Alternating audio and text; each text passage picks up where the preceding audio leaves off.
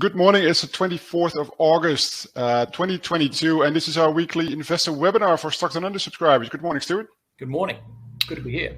Loads to talk about. Let's kick it off with lithium because Peter, who you will have been speaking to, and I'm talking to our subscribers now. You will have been on the phone with Peter. He's getting a lot of questions about lithium, what to do with lithium stocks, and which ones we like. So, Stuart, let's jump in there. Yeah. So we subscribe to the Economist magazine here at Stocks Down Under, and last night I was reading this article in the latest edition. Sell side analysis, so a decent coverage on future demand for various battery minerals, of which lithium is a key part. And the Economist takeaway is that basically there's not enough production capacity to satisfy the demand for people who are going to be using lithium-ion batteries in electric vehicles and in other applications. Now, you've heard me say this before, I'll say it again, and the experts at The Economist are backing me up here. The world will need something like 5 or 6 times more lithium between now and 2030 if the ambitions of the global economy are any guide.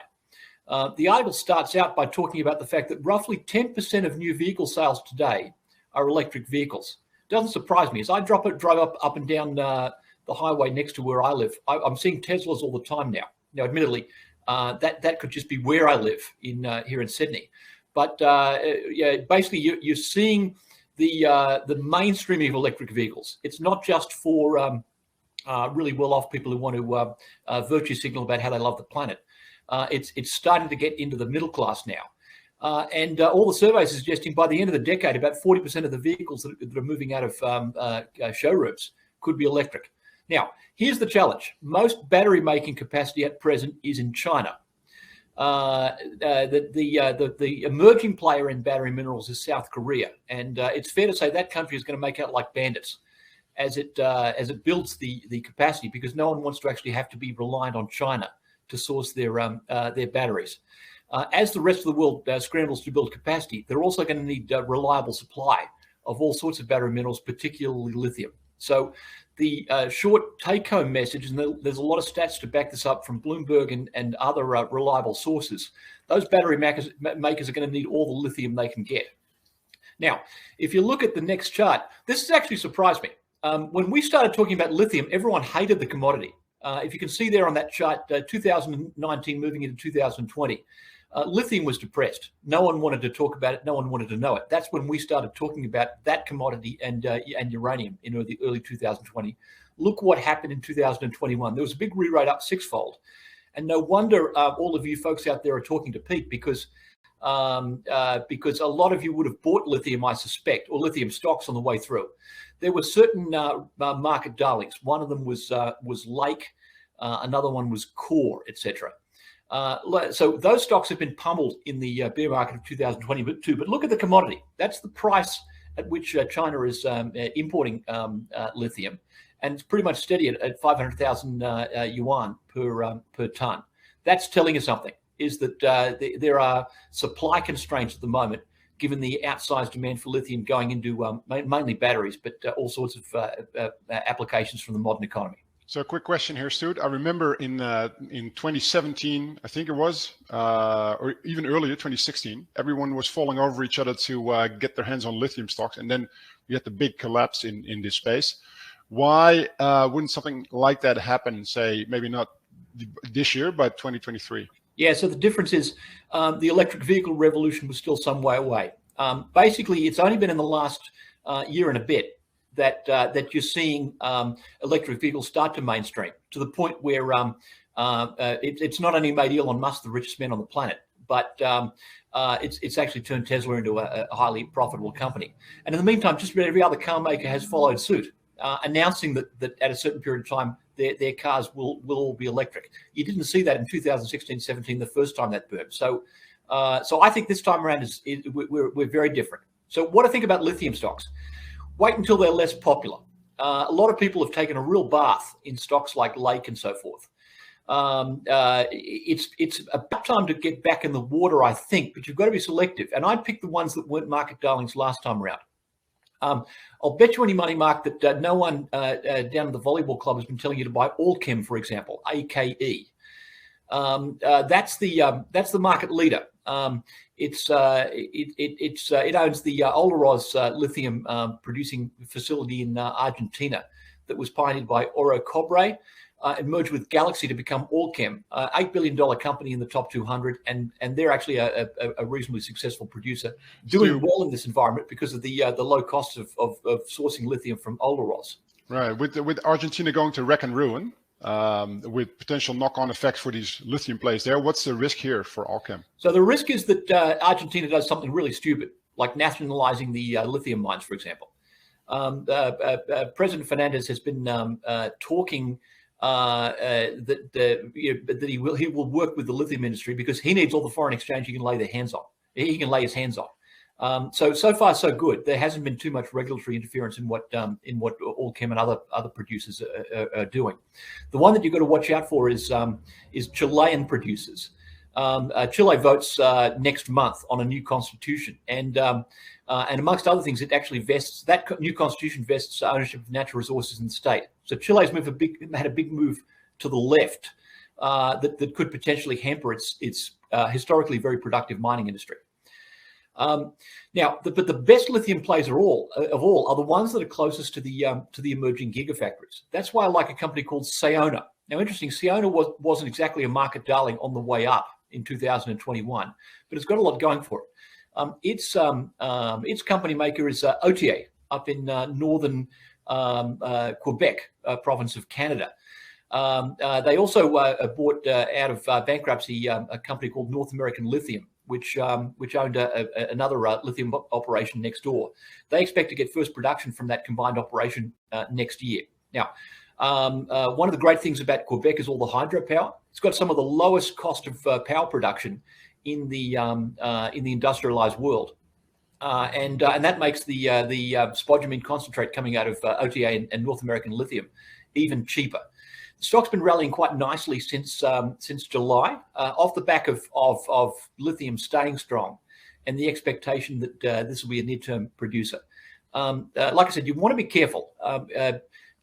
Lithium is unfortunately still too popular in my mind to get a real bargain. But if you pick the ones that weren't market darlings last year, you could make out reasonably well. Now, we wrote about Sayona Mining a while ago in Resources Stocks Down Under. We've written about most of the lithium plays, so you can do a lot of your homework in that one. But that's the one that I would be focusing on at the moment. And there's the stock chart to back up what I'm saying. Had a bit of an attempt to rally early this year.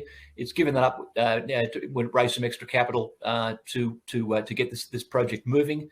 Plus, we've been in a bear market, but it's been a pretty solid performer coming out of that. All right, good stuff. So there you have it. Everything you needed to know about lithium. That brings us to our next topic, and it's about the topics. So all of our subscribers will know the topics page, and the performance there hasn't been great for a number of reasons, and we'll talk about that. Which is why we're replacing topics that we've had for a year and a half now with a more personal service. So we'll talk you through that. So why did we start topics last year? So we have a lot of research on the website, right? We publish something, we publish 5 articles a week, and before we switched to one company per day, we actually had 12 companies per week before that. So there's a lot of research on the website. In fact, I would argue, Mark, we are the most prolific researchers of any other company in our space. We probably are. So there's something like 11 or 1,200 companies that we've written about on the Stocks Down Under website, for including a whole lot of lithium, as Stu just said. So it's a lot of reading, basically, for people that want to stay on top of the news, basically. And so the feedback we got, or that Peter got, is, look, guys, you've got great research, but it's too much for us to read through all of that. So why don't you just give us your best ideas and make it actionable? So that was the reason that we started topics. So we started out. We had, by the way, we had some great runs with more than 100% on some of these stocks, but also some stocks that didn't do so well. And the problem with that, basically, I think the reason for that is we didn't really sort of fine tune it to the point where it was real disciplined. So, for instance, we had no buy range or stop loss or target prices, all the things we have now with stocks on the concierge. So get a trial to that if you haven't done that already. And the thing is, then these ideas don't stay current enough. If there's not enough discipline, these stocks will just sort of stay on that list and move around, and basically the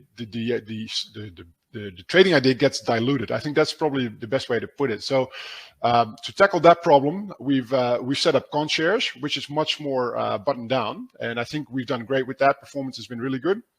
But for topics, and we've been working with stop losses as well, Mark. That was exactly, that's what I'm saying. You and I. Yeah, so we've been working with stop losses and buy ranges, buy up to X, don't buy above that level. So it's much more disciplined. But for topics, what we have decided, and actually we've been doing it for a little while already, is to give you periodical updates over the phone. And I think most of you will have either had a chance to talk to Peter, or he will have called you in any case. But Peter will be in touch on a regular basis. I'm not saying every month or every week, but on a regular basis, just to update you on stocks that are on our radar screen right now. And there's a few of those, like Cyclopharm. So most of you will, if you have spoken to Pete, he will have told you about Cyclopharm or Rate My Agent. And there's a few more. And as he talks to you, he will have our latest thinking on some of these stocks, and you'll be up to date on what's happening in these stocks. So at the bottom there, you can see a phone number. That's Pete's phone number. If you see a call come in from Pete from that number, just make sure you answer it, because it's Pete and he's there to call you with our latest thinking on some of these stocks. And you might actually want to put that number in your phone already, so that when it rings, you actually know it's Peter already, right? So that's my advice to you at this moment. What we'll do with topics, we'll shut that off tomorrow, and so we'll no longer be seeing it on the website. And but Peter will be in touch again on a regular basis to talk you through our most current thinking on some of the stocks that we think have good opportunities. Right. All right. Lastly, we want to talk to you about a gold stock, because gold, Stu, has been one of the sort of the plays that we've been talking about for about a year or so. Unfortunately, gold hasn't really sort of spiked in the face of rampant inflation. But you wanted to talk about Pantoro as a stock with some good potential. Yeah. So those of you who have been following us for a while will know that I'm a big gold bug. It's my conviction that sometime in the next decade and a half, gold will go to $10,000 an ounce US. And the reason is gold has historically proved to be a great inflation hedge. And this time is no different. Obviously, there are other inflation hedges out there. People thought it was going to be crypto and particularly Bitcoin for a while, but the bear market of 2022 has pulled that apart. So what's gold doing? It's interestingly, it's range trading right now. Range trading between about 1,700 and 2,000 an ounce. And it's peaked up to that 2,000 an ounce twice now. And it's holding pretty steady at the low end of the range where it is at the present time. So you might say the gold bugs are watching for the next big, shall we say, financial dislocation event that could potentially move it higher. A few more bad quarters of inflation, you could be in there. Now, I was talking with a man yesterday who was considering subscribing to SDU Concierge. He said, "What do you like about Pantoro?" And I shared with him my views on the stock, and I undertook that we would update the folks in the webinar today. So what's Pantoro? You can read about our original view. Stocks down on the 28th of April 2020. This company's original mine was called Nicholson's up near Halls Creek in the far north of Western Australia. But where the big money is going to roll in, it owns half of the Norseman gold project, which it bought back in 2019. That horse you can see on the right-hand side is the town of Norseman, Western Australia. It's the first town you come to when you cross the Nullarbor Plain coming from the east. You've left Port Augusta and driven over about 1,700 kilometres of the Nullarbor Plain. And then you hit Norseman at the other end. Historically, Norseman was a very rich goldfield. So the horse that's depicted in that statue is Norseman. Norseman, it is believed, kicked over a gold nugget, which told his owner that there was a big goldfield here about 1894. Fast forward to the 1930s, and it was the company maker for what became Western Mining. And it was the gift that kept on giving. Western Mining brought it into production in 1935, and the mine was still going strong up until about a decade ago. Since put on care and maintenance. and fell into the hands of Tullow Resources for one half and Pantoro for the other half.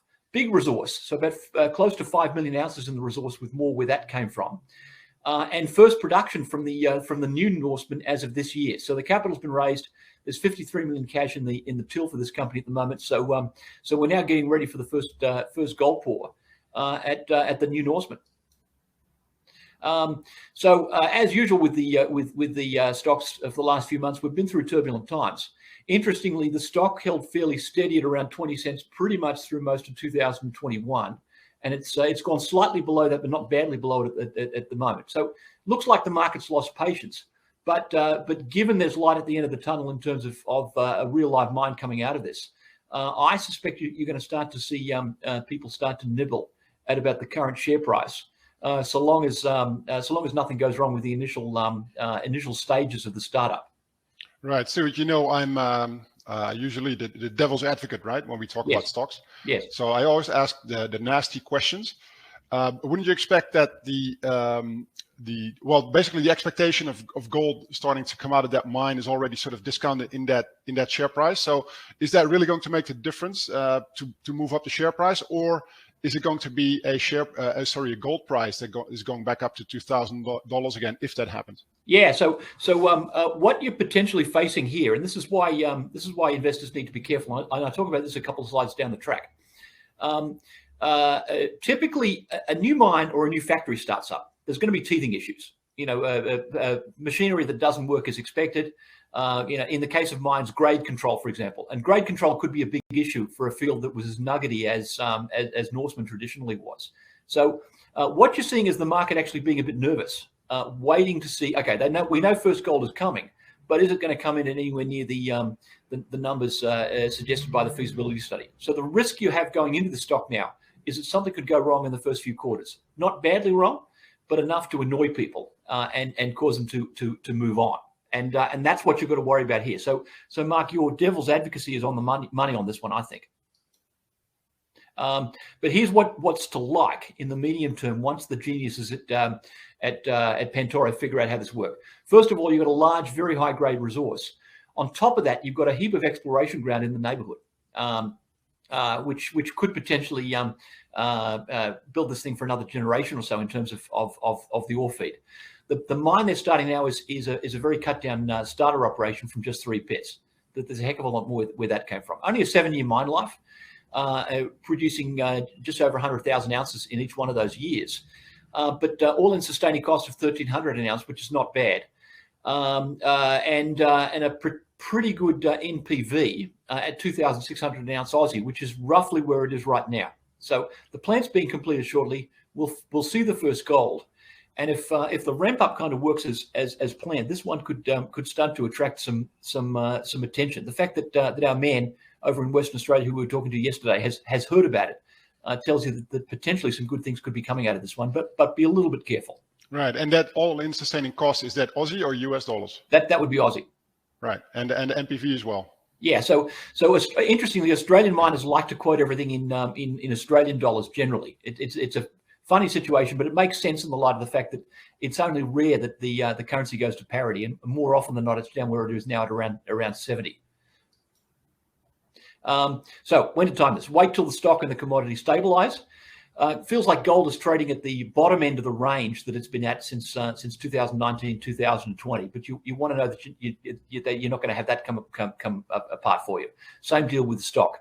Watch out for production hiccups early in the life of this mine. And I've talked about the nugget effect. What's the nugget effect?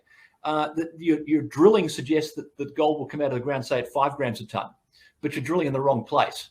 But you dig in the wrong place, so it comes out at 3 grams a ton. That can be a little bit that can make for wacky changes in the cost of production, not to mention the actual output from the mine. So you want to see that the folks who run this mine have done their homework on grade control. Now they've had several years to get to know the field quite well, so I'm not too worried about that. But that if you're talking to management at Pantoro, that's the question to ask. All right, good stuff. So that's Pantoro. Well, that's it for us. Just a heads up. I will be overseas in the next 2 weeks, so we won't have a webinar in those 2 weeks. It's just going to be me, Mark. What am I going to talk about? Yeah, they're good ideas too. Good question. I don't know. I'll leave it up to you. We'll think of something. Yeah, look, I won't be there, but I'll be back in 2 weeks or 3 weeks actually, and so we'll catch up then. All right, good talk.